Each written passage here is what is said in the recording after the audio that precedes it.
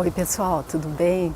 Vamos continuar lendo Capitão da Minha Alma, Senhor do Meu Destino, o livro do Napoleão Hill, esse que ele está fazendo juntamente com o Andrew Carnegie, que é o mentor dele, então, que é aquela pessoa que o aconselhou a estar fazendo todo esse estudo com pessoas muito bem-sucedidas e com pessoas que fracassaram também.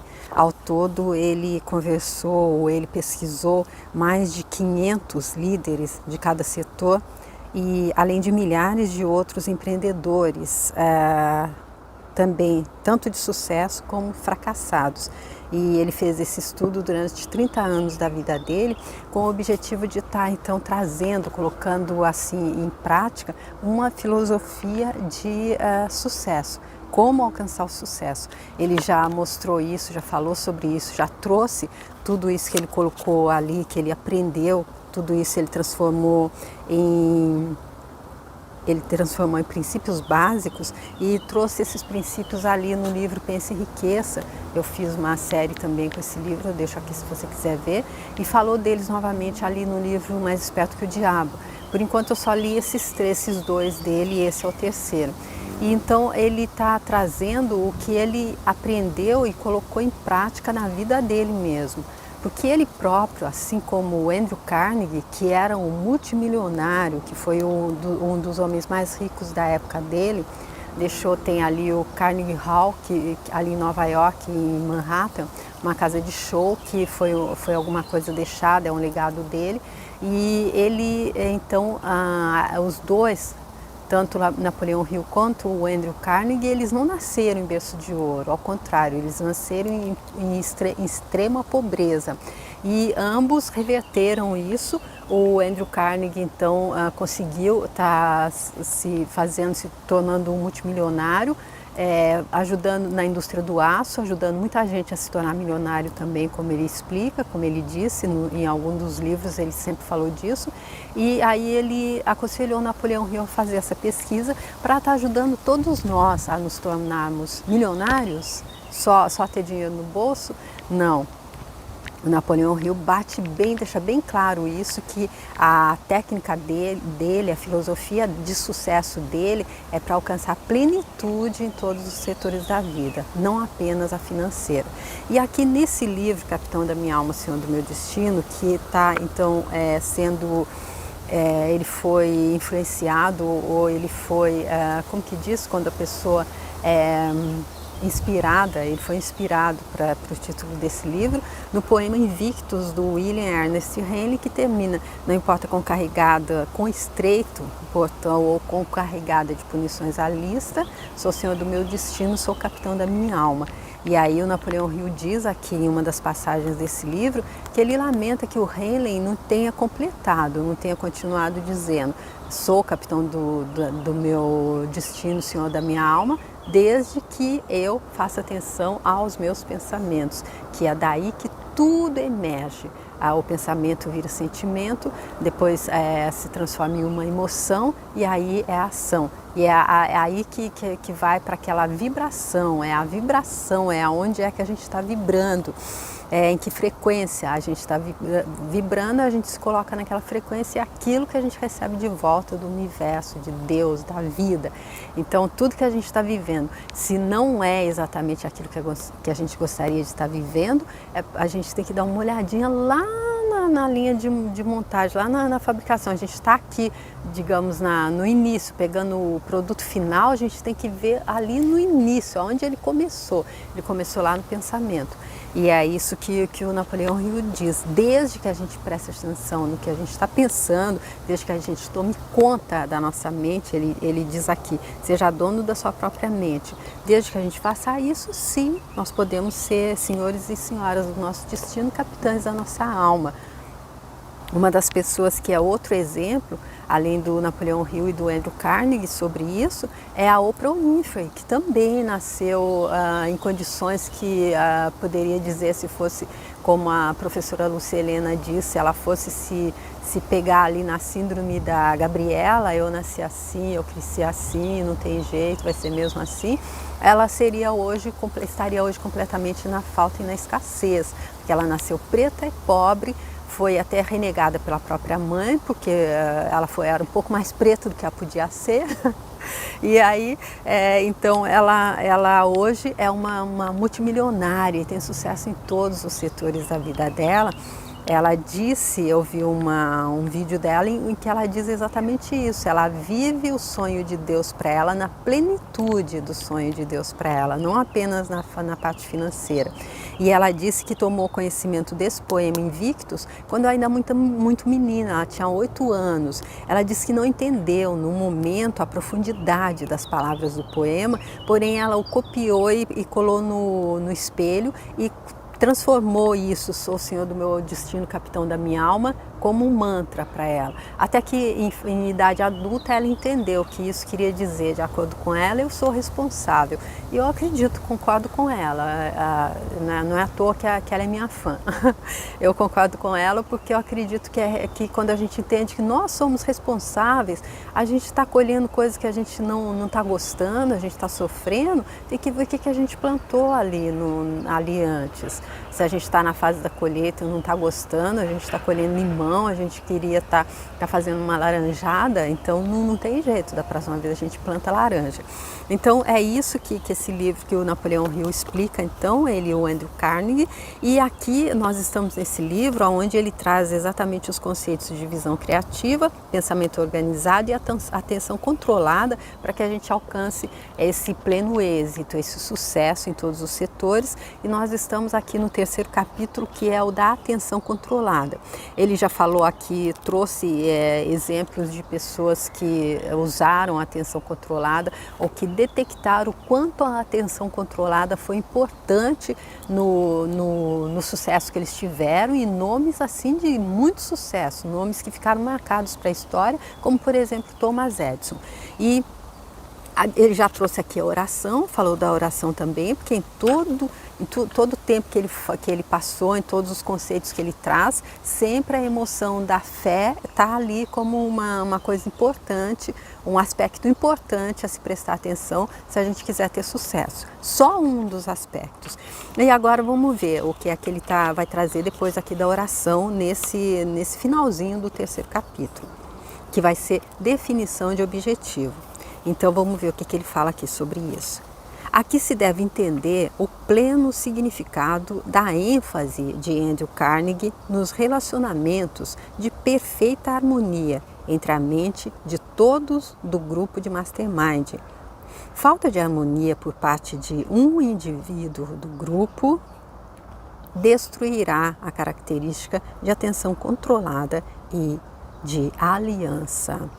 Então aqui o grupo de Mastermind é um dos pontos que ele diz que são vitais também, fazem parte ali daquela receita do bolo para o sucesso. Por exemplo, se a gente vai fazer um bolo ali e a gente esquece se a gente esquece de colocar tudo, a gente esquece de colocar o fermento, aí o bolo vai sair lá murchinho, assim não vai dar certo.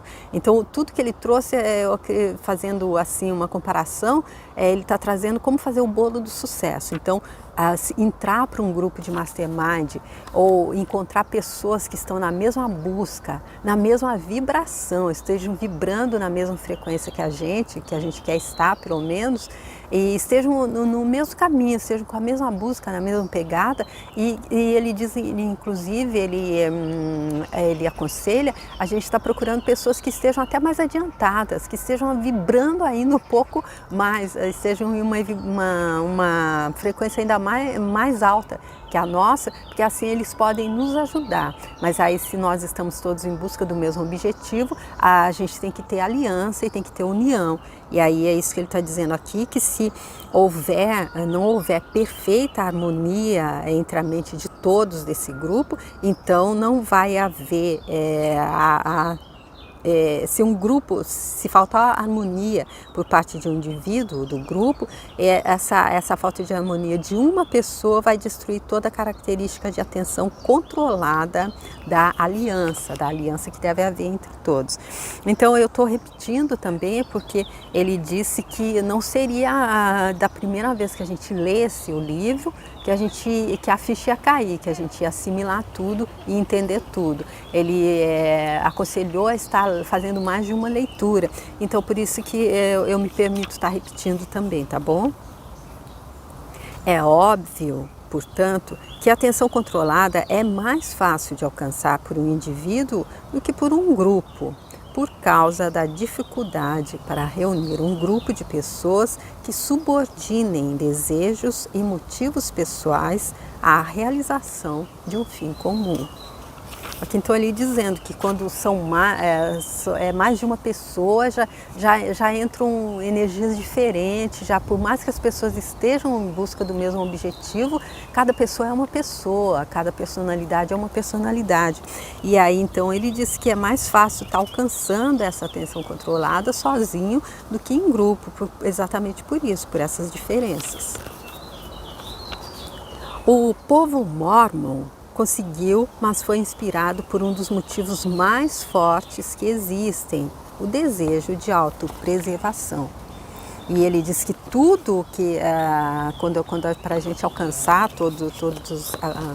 conseguir entender e assimilar e colocar em prática todos esses princípios que ele está trazendo, a gente tem então que estar tendo uma motivação. E a motivação desse povo aqui, o Mormon, como ele já falou ali nas páginas anteriores, então foi exatamente o que ele está dizendo, o desejo de sobrevivência, o desejo de não deixar a espécie, não deixar o movimento se extinguir, que é o que teria acontecido se eles não tivessem se aliado, se eles não tivessem então entrado em perfeita aliança, perfeita comunhão, como ele explicou nas páginas anteriores. É muito fácil alguém subordinar os desejos dele, pessoais, pelo bem dos associados, quando a própria vida depende da coordenação de esforços, tanto em espírito quanto em atos. Então, aquele dizendo, quando é a nossa vida que está em jogo, olha, se eu não me unir com eles, a gente está no mesmo barco. Se eu começar a furar o barco, então não vai dar jeito. Eu vou ter que estar me unindo com todos para manter a embarcação indo, apesar do vento, apesar da tempestade. Eu tenho que ajudar a segurar as velas. Eu acredito que é isso que ele está dizendo. Carnegie chamou atenção muitas vezes para a necessidade de perfeita harmonia na aliança de Mastermind. A genialidade dele foi manter esse relacionamento entre os membros do grupo de Mastermind dele.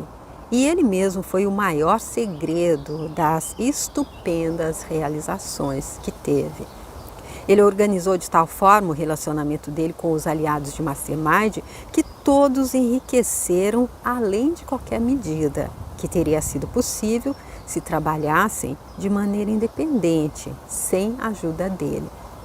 Sendo o juiz astuto da natureza humana que era, ele reconheceu que os homens controlam a própria atenção por causa de um motivo adequado e por nenhuma outra razão. Ele forneceu aos aliados de Mastermind muitos motivos para cooperar com ele em espírito de perfeita harmonia, e nenhum desses motivos era o desejo de ganho financeiro. Uau! O Andrew Carnegie era realmente um gênio, porque ele conseguiu então estar trazendo essa harmonia que ele está dizendo que se não tiver não acontece nada, o bolo não sai. E ele está dizendo que ele trouxe então uma motivação. E a gente sabe que além daquela motivação ali que os Mormons, ele está dizendo dos Mormons, que era da própria autopreservação, era a motivação de estar salvando a própria vida, a outra motivação a gente sabe que ele já disse é a motivação financeira. E ele dizendo aqui que ele era um juiz tão astuto da natureza humana que ele conseguiu então essa motivação, conseguiu a cooperação deles em perfeita harmonia, sem estar com a motivação, sem que a motivação fosse o ganho financeiro. Uau! Que no final a gente possa ter entendido como fazer isso também. Gerentes de vendas que entendem psicologia prática sempre inspiram os vendedores deles a fazer o esforço extra, oferecendo compensação extra na forma de bônus, prêmios privilégios pessoais, etc. Os gerentes de venda mais bem-sucedidos normalmente conseguem ter algum tipo de sistema de compensação extra em operação o tempo todo, porque a experiência provou que esse é o método mais conhecido de induzir os homens a tomar posse da própria mente e trabalhar por um objetivo comum em espírito de harmonia.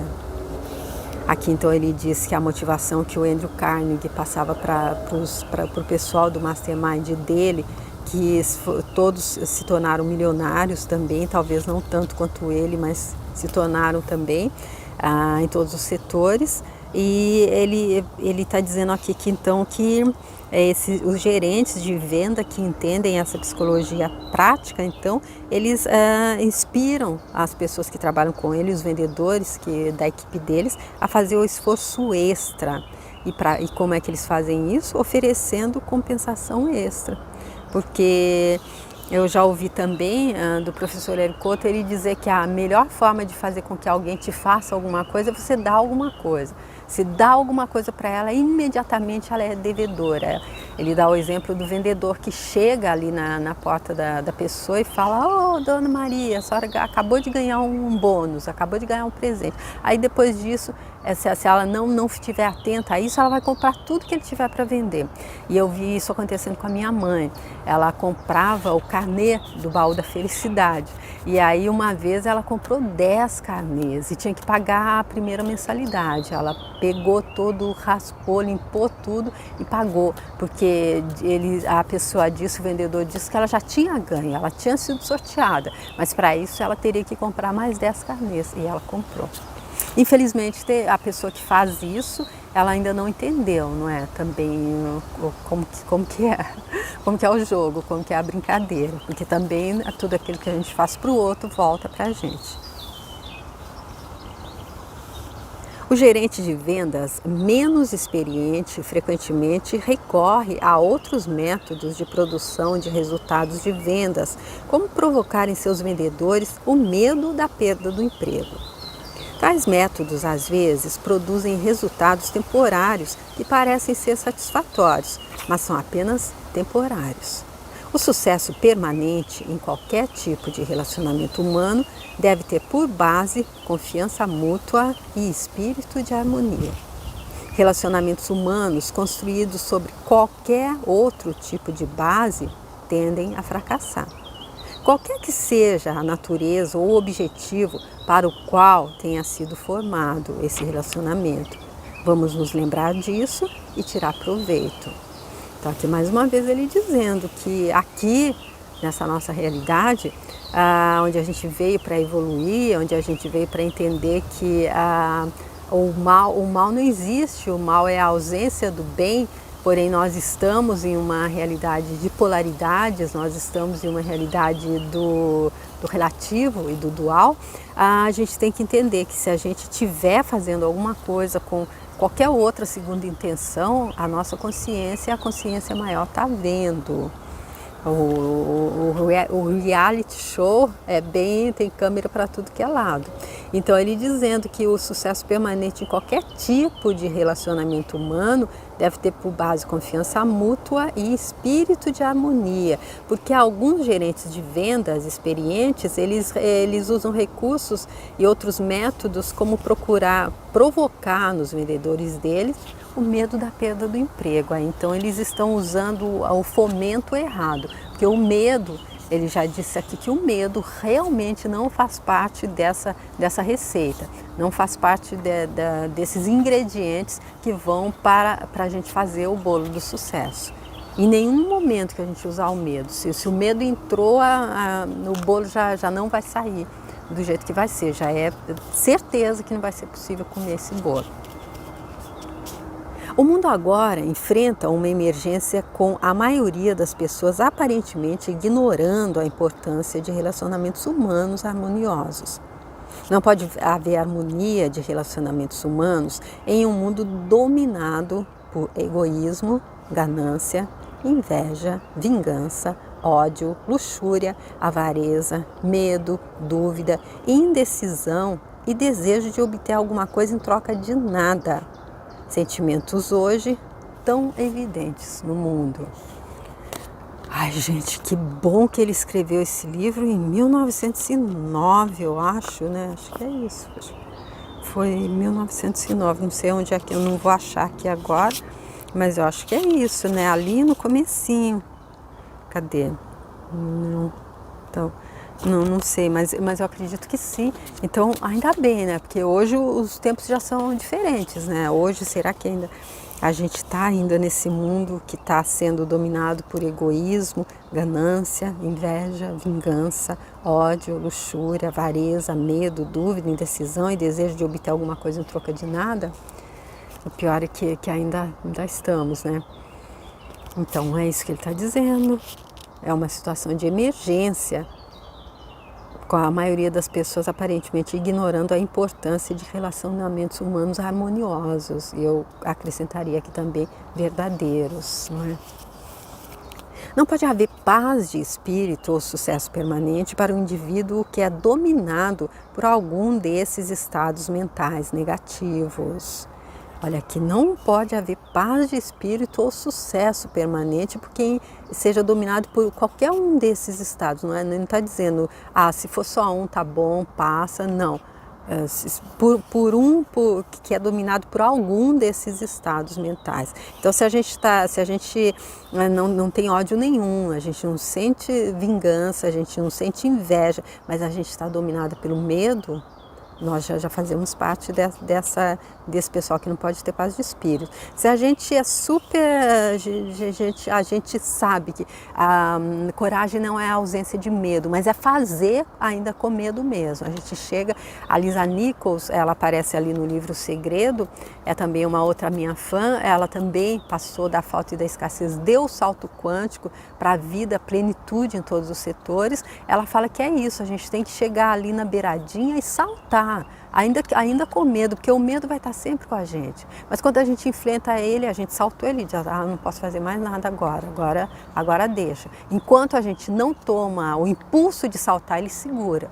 Então, a coragem não é a ausência do medo, coragem é a ação de fazer, ainda que com medo. Então, digamos que a gente tenha essa disposição de fazer desse jeito, então o medo não nos segura, mas aí a gente tem aquela vontadezinha, aquele egoísmo ou aquela inveja. Aí, então a gente também não vai entrar nesse grupo, a gente vai entrar nesse grupo que a gente não vai poder ter paz de espírito ou sucesso. Então, é isso, é ver aqui os itens que ele colocou e ver onde é que eles aparecem na nossa vida. Isso que é interessante de fazer, acredito.